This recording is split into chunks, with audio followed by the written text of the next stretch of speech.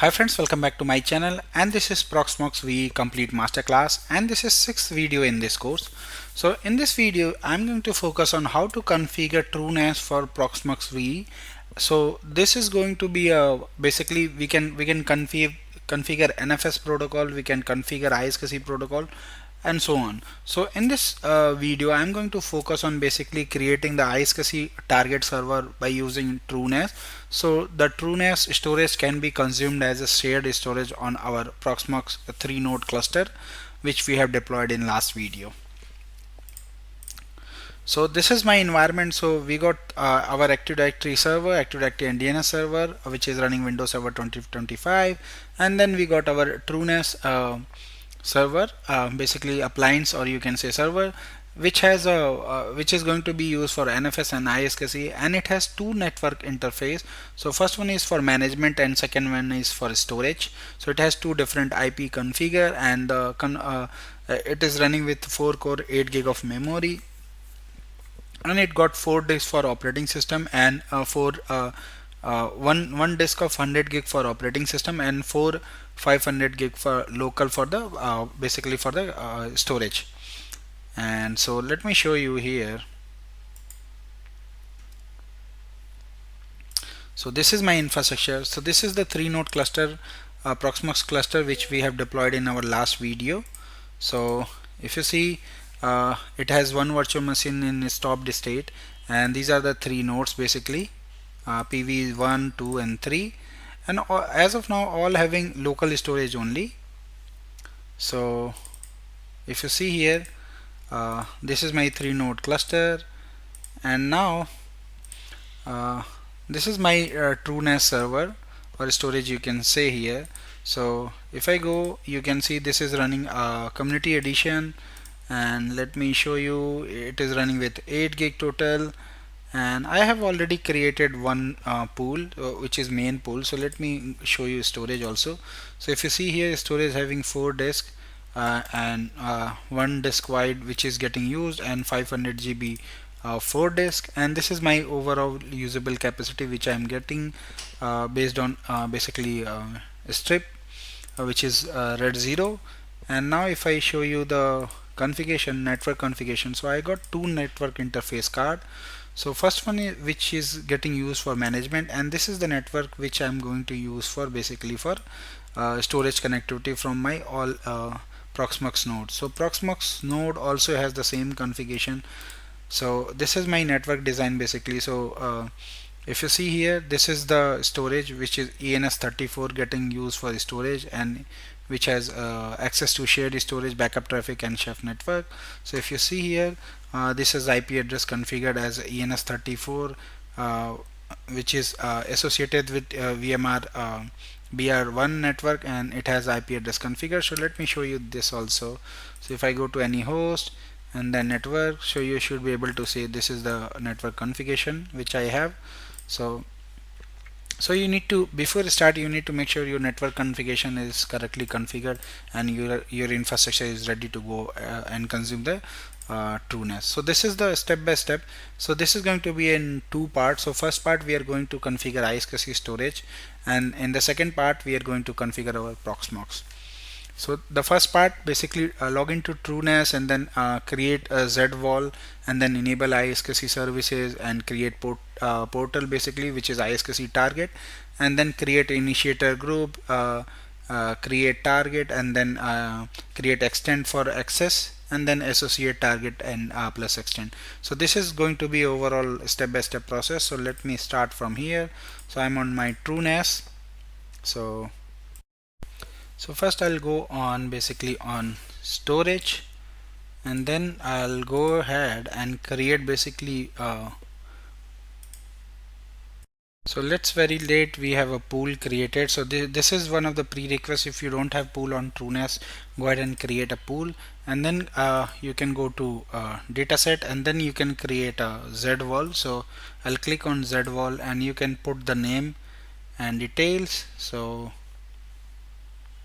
I'll put, let's say, Proxmox iSCSI, and size I'm going to use, let's say 500, So it's going to be a 500 GB, and basically we need to make it GB. So we provided name and size, and now here this is very important, you need to select the block size. So I'll go ahead and use 64K, and then if you want you can go ahead and configure compression and deduplication and all other things. So I'll go ahead, this is fine for me. I'll go ahead and create, click on save. So this will start and basically create one pool for me, one Z volume for me. So you can see here now volume is created, and by default this is unencrypted. Now I'll go here on services and enable the iSCSI. So you can see here iSCSI. So I'll go ahead and click edit, and then basically you can see the configuration. So let me go ahead and first start the service. So you can see here a service is started, and this is very important, you need to make sure the service is automatically going to be start. So I started the service and enable automatic start. So this is good. So now I'll go ahead on shares, and now you can see the block iSCSI shares targets is running. I'll go ahead and click on wizard here, and then we are going to create a new target. So click next, and then put the extend name, maybe as per our requirements. I'll put let's say Proxmox VE target, and then under the device, so we need to put everything, I think, in a small. So yeah, so everything needs to be put on lowercase. So Proxmox VE target, and then it's going to be a device, and I'll select my pool which we have created before. So under the main pool we have this Z volume, and then here we need to select the modern OS extent block size 4K, and click next. And now on the portal, so protocol option we need to create and then add, and we need to select the IP address. So I want this IP address to be communicate on the basically for the iSCSI target. So this is what, so you can specify the basically initiators also. So enter the initiator hostname, or you can leave default to allow everything. So I'll go ahead and leave default, save. So now we have this target configured basically. So now you can see the target name, target alias, and if you click on edit, you should be able to see the details here. Now we are almost everything configured at TrueNAS. Now I'll go ahead and basically start the part 2. So we have completed till the part A, so everything is ready on TrueNAS side. Now let's go ahead and configure the Proxmox nodes. So now this is the steps to configure Proxmox node. So first we need to add a iSCSI storage, then add LVM storage, and then verify storage is available across the all three nodes, and test the VM placement and these things. And final, this is test live migration and enable HA, which we will do in upcoming videos. So now let's start and configure at TrueNAS. So basically on the Proxmox nodes, so the very first thing you need to validate if your iSCSI targets is basically visible and discovered on the nodes. So this is, you can see I am trying to discover the iSCSI target, which is on sitting on this IP address 172.16.10.20, which is my IP address which we have configured for basically iSCSI. So now let me run the same command on host number 2 and 3. Just before configuration you need to validate you are able to discover the iSCSI target on node. So this is also good. So we are able to discover on the IP address, and this is the port number, and this is the name. So this is good. Let me do the same thing on node 1 also. node 1 also shows the target, so everything looks good. So we are able to basically discover the TrueNAS storage or target iSCSI target on all our nodes. So this is good. Now we can proceed with the further step. So the very first thing, you can see here we got 3 node at the summary, but we don't have any shared storage as of now. So I'll go and click on storage, and from storage, so I'll go ahead and select basically, let me do this first. So you should be able to see if we get anything mapped here on our Proxmox nodes. So I'll go ahead and click on add iSCSI, and then on the iSCSI, let me put, let's say, TrueNAS iSCSI, and then on the portal I'll put IP address of my target IP address, so 192.168, and then 10.20, and then I got this target automatically discovered.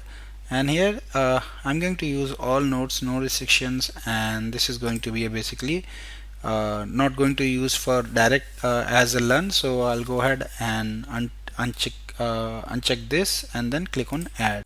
So now if you see here, TrueNAS iSCSI is added on all the nodes. So this is on node 1, node 2, and this is going to be our node 3. So you can see this is enabled, but we will not be able to consume it as of now. So we basically need to create LVM on top of that this iSCSI volume.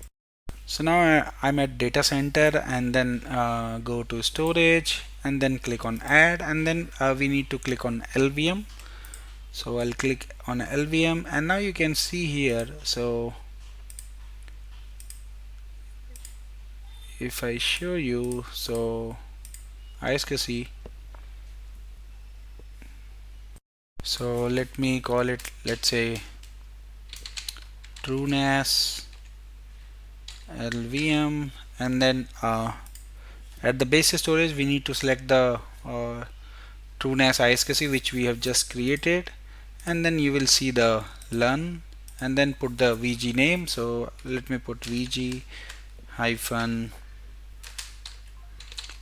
TrueNAS LVM, and then status is enabled, no restriction, and this need to be selected as a shared because this is critical for cluster functionality. So everything the rest is okay. I'll go ahead and click on.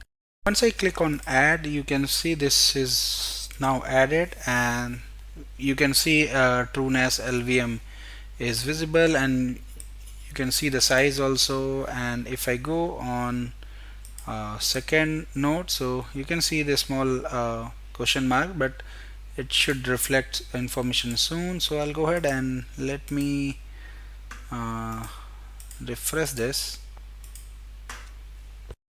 I just refreshed both the nodes, and now you should be able to see the TrueNAS LVM is available and showing as status enabled, and status is active on all three nodes, and the type content is disk image and container. So this is good. Now if you want, you can go ahead and basically move this virtual machine to shared storage which we have just presented, or you can do basically create a new virtual machine also on this shared storage. Let me go ahead and try to create a virtual machine.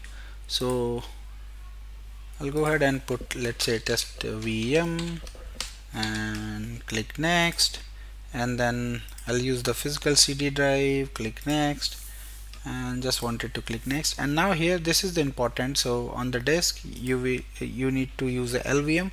So let me use TrueNAS LVM, and then put some size, let's say 50 gig here, so 50, and click next. Leave everything default. I just want to check if we are able to create a virtual machine on TrueNAS LVM. So now this is good. So now let me go to TrueNAS LVM. So this is the virtual machine basically which we have just created, and now if I go to TrueNAS LVM, you should be able to see the VM disk. So here you can see the VM 100 disk, which is associated with this virtual machine which we have just created, test VM. So this is good.